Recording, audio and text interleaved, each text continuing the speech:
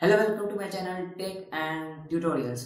तो मेरा नाम है अभिराज आनंद और मैं आपसे बात करने वाला हूँ कि क्यों इंडियन स्मार्टफोन कंपनीज सरवाइव नहीं कर पाई या फिर क्यों अभी तक हमारे पास एक इंडियन कंपनी का स्मार्टफोन नहीं है। तो चलिए आइए इस वीडियो में इस बारे में बात करते हैं। तो लेट्स स्टार्ट। तो बात करते हैं 2011 की।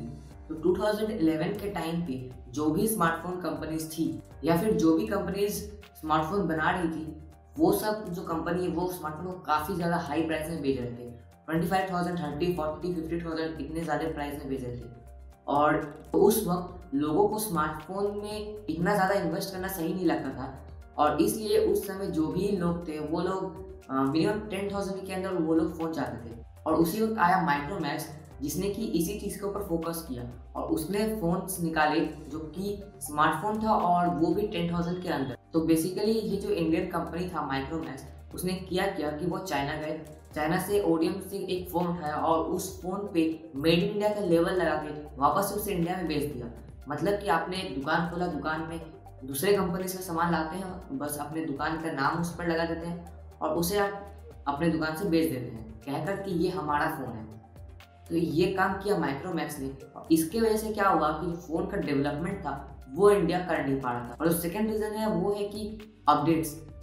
जब माइक्रोमैक्स ने दूसरे जगह से फ़ोन लिया तो उसका अपडेट्स जो है वो चाइना को ही देना पड़ता था, मगर जो चाइना था वो तो इंडिया का अपडेट्स दे नहीं सकता था। इसीलिए एक बार फ़ोन लेने के बाद फिर उसमें कभी अपडेट आता ही नहीं था या फिर आता भी था तो बहुत ही कम आता था। दूसरा बात करते हैं Xiaomi का एंट्री। 2014 तक जो माइक्रोमैक्स था वो इंडिया का नंबर 1 स्मार्टफोन कंपनी बन चुका था, मगर तभी एंट्री होती है Xiaomi की और Xiaomi आते ही धमाल मचा देता है क्योंकि उसने Mi 3 लॉन्च किया जो कि बिल्कुल फ्लैगशिप लेवल का फ़ोन था और वो भी सिर्फ 14,000 में। तो Mi का एंट्री से काफ़ी तहलका मच गया और जो माइक्रोमैक्स जो ऊपर उठ रहा था वो अचानक से नीचे गिर गया। उसके बाद में Xiaomi ने फिर से लॉन्च कर दिया जुलाई में Redmi 1S, जो कि कमाल का स्पेसिफिकेशन आपको प्रोवाइड करता था और वो भी इसका प्राइस था सिर्फ और सिर्फ 6,000 रुपीज़। तो जो माइक्रोमैक्स था ये उससे काफ़ी अच्छा आपको एक ऑफर दे रहा था और मेन बात ये था कि इसने आपको टाइम टू टाइम अपडेट्स भी मिल रहे थे। तो अब बात करते हैं मेक इन इंडिया कैंपेन के बारे में, जो कि है थर्ड पॉइंट।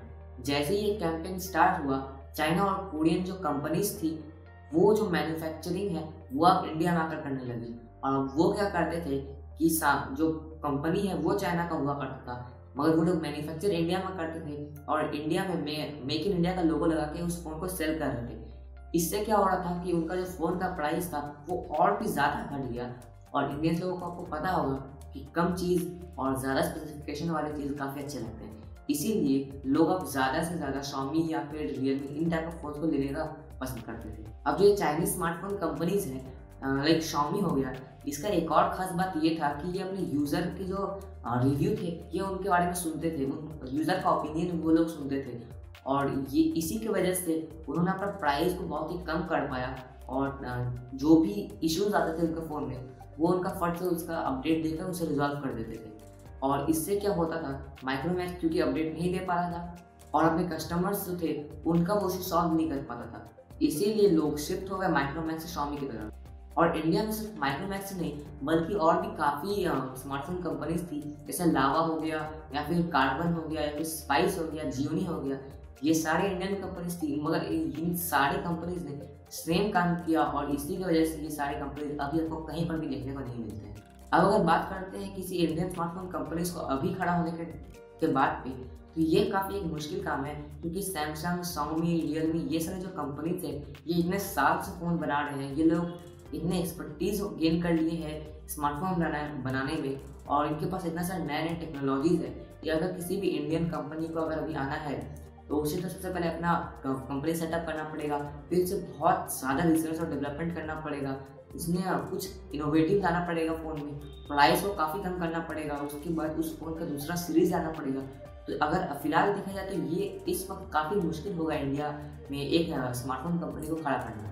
और यही पूरा रीज़न है कि क्यों अभी तक हमारे पास एक इंडियन स्मार्टफोन नहीं है और क्यों जो पुराने स्मार्टफोन्स थे जो कि इंडियन कंपनी बनाती थी वो फेल हो गए। सो उम्मीद है कि आपको ये वीडियो पसंद आया होगा। अगर आपको ये वीडियो पसंद आया तो इस वीडियो को लाइक और शेयर करना ना भूलें और हमारे चैनल को सब्सक्राइब करना भी ना भूलें क्योंकि मैं आपके लिए ऐसे वीडियोज़ लाता रहता हूँ। तो जय हिंद एंड वंदे मातरम।